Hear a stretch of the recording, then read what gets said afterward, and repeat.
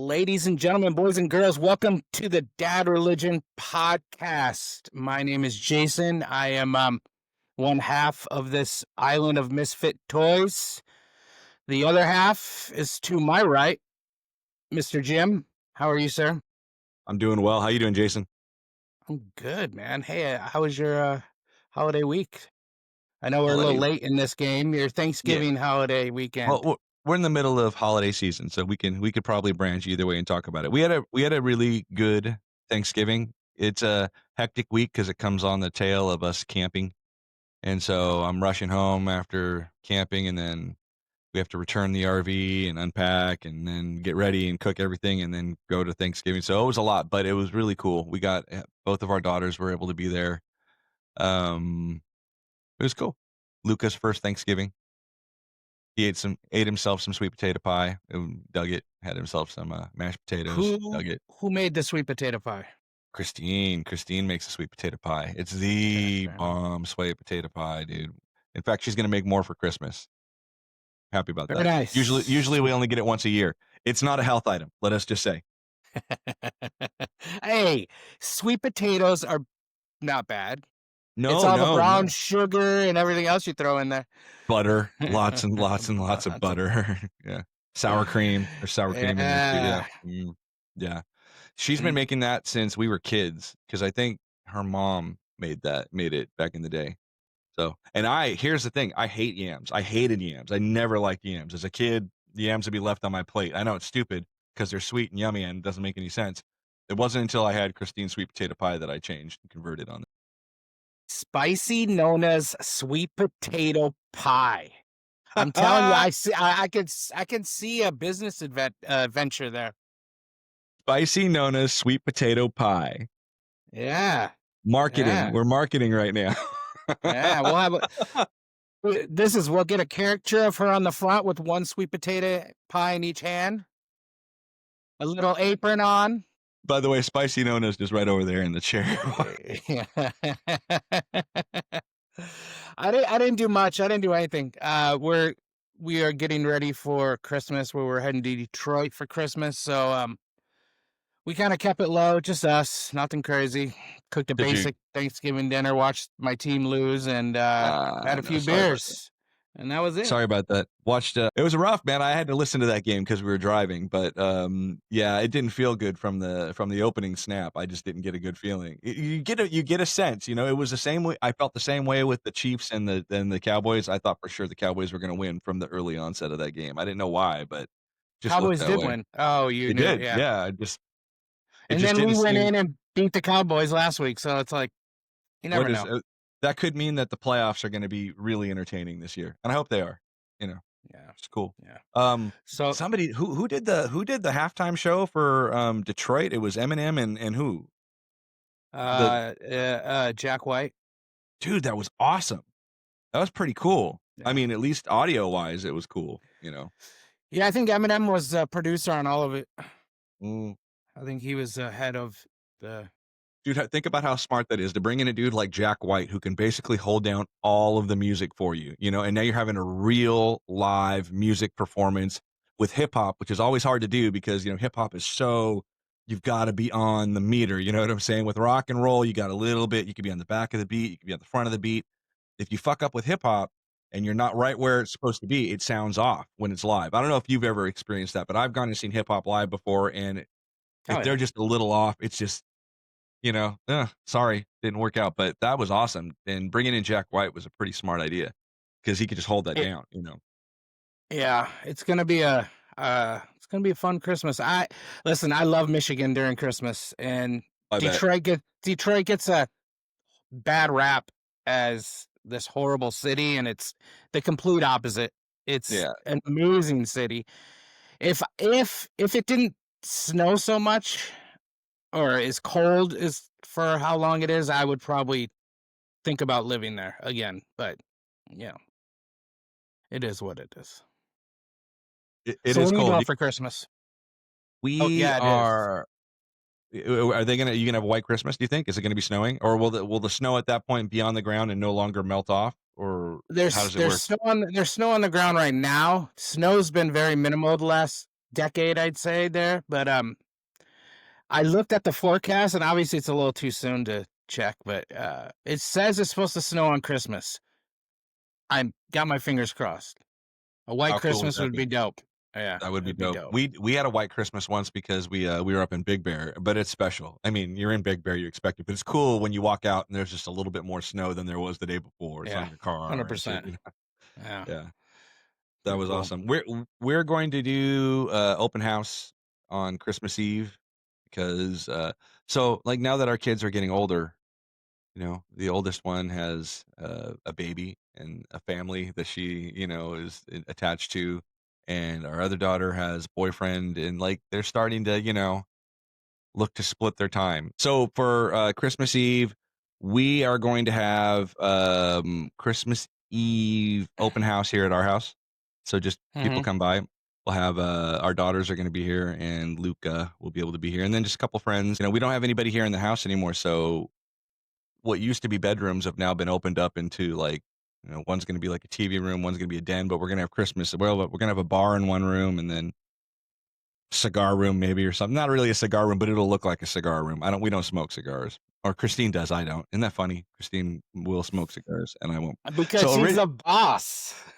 it works out for us familially because originally we were going to be going up to Christine's cousins, but then Christine couldn't get off work, so that we had to put the kibosh on that. But it ended up working out because that would have probably meant we'd have less time to spend with Bella and Luca because there'd been more time driving and it'd been harder for her to get up there. And so, I mean, we're gonna miss the family and all because I gotta be honest, Christine's family does a hell of a spread for Christmas Eve. It's a lot of fun traditionally. We used to actually go up there and like sleep over and then do Christmas morning there because it was just like going away for Christmas kind of. It was great. It was cool. But can't do that this year because Christine can't get off work. And it's harder. It's getting harder to do those kinds of things because the kids are getting older. And in order for us to get our own little nuclear family together, it's harder to go and see some of the others. But that's just the way it is, right? That's how pretty soon it evolves into other things and you know, I I can't huh. get the image out of my head of her smoking cigars like the godmother Dude, she does. with the She'll guy throw with the sitting in the no, chair with the Godfather music behind. yeah, Do do do do. yeah, yeah. Anyways, It's sorry. it. You're not far from the truth. Yeah. Today, on the day of my daughter's wedding, you want a favor from me? Oh my God. Trying um, to imagine what I she'll be like on the day of her daughter's wedding. I got a question. Do you have Sure. any traditions that you had when you were a kid for Christmas, like Mm. that you? So my brother, my youngest brother, and my sister had a tradition, um, where because there's seven of us, so my parents would save all year, and they never disappointed. There were so many gifts underneath the tree. It was like insane the amount of gifts. And my mom gave the best stocking stuffers ever. So what we would do is we'd make a map. So in this house is from like the 1800s. This old ranch house, 2-story. I think it was a ranch house. Whatever. Uh, and we'd make a map of how we were gonna get to the gifts. I mean, we'd make a map like, oh, we're gonna go here at this time, then we're gonna go here, here, here, and then we'll get to the tree. And what I would do is Well, I'd rip a little piece of the wrapping so I could see. I'd look in. It'd spoil everything. And then we'd go get our. This is like at 4 a.m. We'd go get our stockings and we'd sit up and we'd wait for everyone else to get up and it was just every year we do that so for you would have a while. the presents would be all over the house? Like, they No, wouldn't no, just be around they'd be right in front of the tree, but we would make it like uh like an like we were exploring to get to them. And my That parents must did an have been fun. amazing job. I don't know how they did it with 7 kids to do. Yeah, My mom was ridiculous. I yeah. don't know how she did it. I don't know. Yeah, she did the same thing with Easter, everything. We always have the best. I had an amazing childhood. So That's great. and holidays were pretty awesome. So That's fantastic, Jason. That sounds really cool. Like, yeah, it was. to have a big family like that, that would be really fun because then you'd like be able to play games like inclusive big games with your Christmas. Like someone gets a football and you guys can go outside and play a football game. Oh And yeah. literally have a 4-on-3 or a 3-on-3 with a quarterback, and that's a real football game. That's For a while, we played win, lose, or draw at night. That was oh our yeah. game. Remember that Oh, game? that's cool. I do. Yeah, I really do. That's great. uh, Did you have any other anyway, Christmas traditions that you guys would do, like, on Christmas as a family? Any dishes that you guys would eat that stands out? uh, I'm pretty sure green bean casserole was a staple. But Ah, no, green bean casserole. nothing crazy. Nothing. I hate green bean casserole. If I could be I don't perfectly blame honest you. with you, Yeah, I don't blame you. My mom did it too, and I was not I'm a not a fan. fan. I'm not a fan of marshmallows on top of my yams. All those old Uh-oh. school things are kind of Mhm. You see, that's Christine's sweet potato pie, though. There's marshmallows. They gotta be nice and golden yeah. brown. Yeah. Yeah, I'm not a big fan of marshmallows. It's just too overly sweet. Yeah. I mean, I like marshmallows like in a s'more, but like Right. on my casserole, I'm not a huge fan. Yeah. What about Yeah. you? What do you got? Did you guys do Well, tamales? we're doing tamales this year. Okay. We don't always. Sometimes, the thing is, because Christine and I both come from divorced families too. We've got all these different traditions that come from different sides. I'll tell you one thing is that Christine has started doing. She started making zaples sometimes, which are you have to make the dough so that it'll rise. She's done it a couple of times, but that's something that her family does. And it's a Christmas morning thing. You know what zaples are? Kinda I like don't funnel think cake. so. It's like funnel Okay. cake is basically the best way, and then you dip it in powdered sugar. It's basically fried bread, right? And so you dip it in powdered sugar and you eat it with honey. It's delicious. It's very Christmassy. So that's another thing. And we've done tamales a couple times. For a while, this was on me because I wanted to have my own family Christmas tradition, and I was getting so torn from driving all over the place and doing Christmas everywhere else. I started making us go to a movie on Christmas night.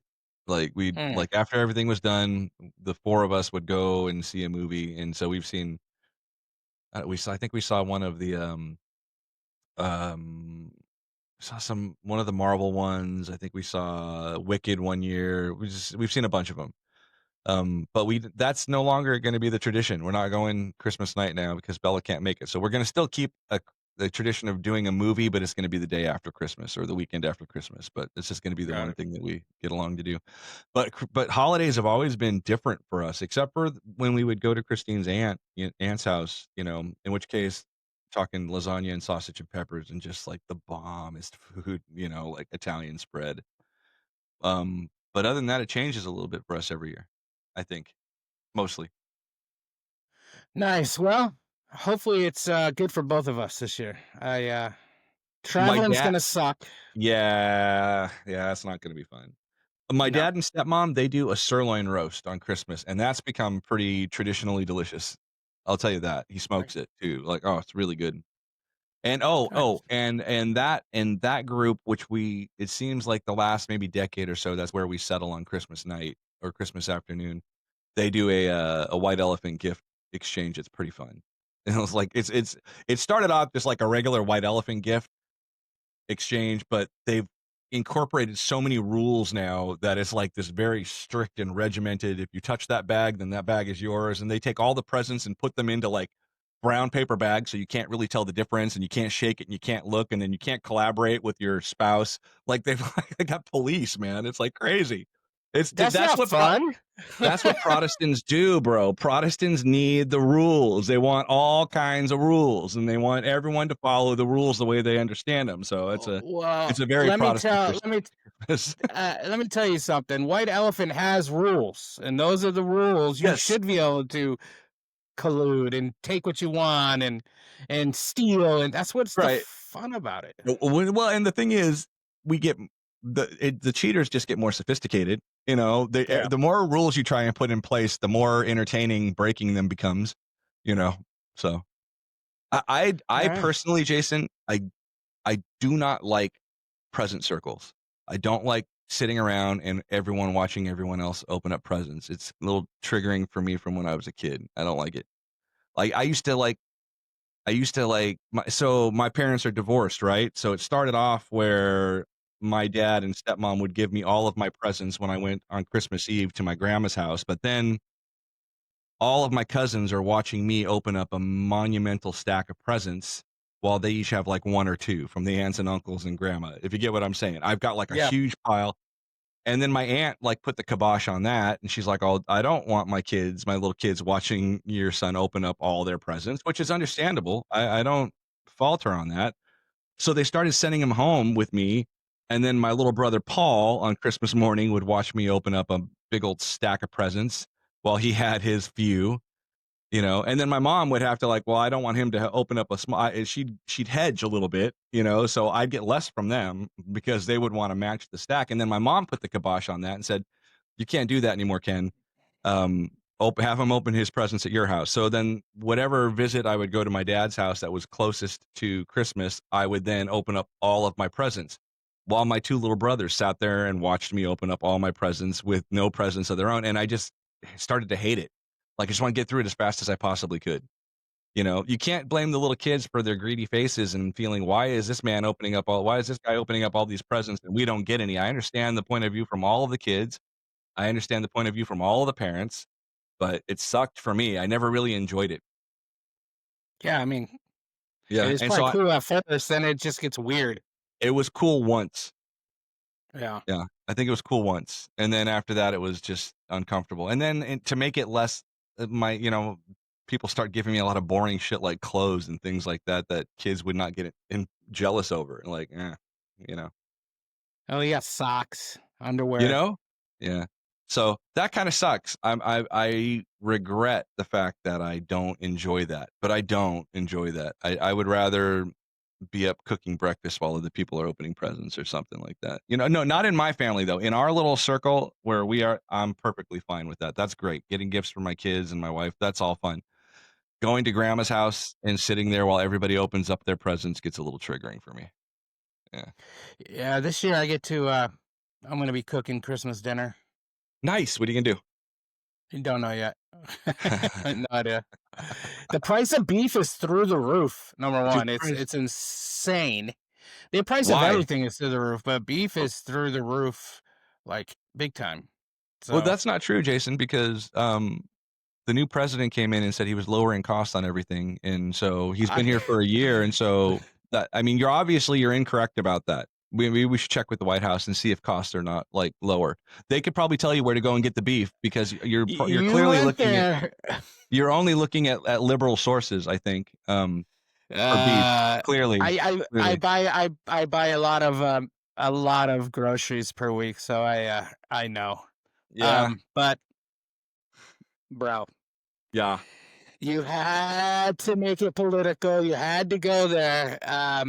It's Christmas time, bro. When are you at the Christmas table and you're not talking politics with your drunk uncle? I mean, come on. Well, I'm trying my hardest to not speak on such things, and you decided to go there. Sorry about that. I think that the next episode should be on Candace Owens. Because we're avoiding politics. We're not avoiding. We're not going to go into that. We're going to go into Candace and certain things that have happened to her. We won't go too politically into it. You're gonna there's a way to talk about things. You gonna wear your tinfoil hat? Maybe, but I'm starting to think that some of her stuff isn't too far fetched. And she comes with receipts, and that bitch has balls, and I'm all for it. So let's end this right here. Sounds good. And I apologize to any of our listeners for this episode. It's probably gonna be a little choppy, but Jim is a magical master at at editing. He's like a magician. All right, brother. Yeah. You have a great rest of your weekend, and we will talk soon. You as well, dude. Talk to you soon. Bye. Peace.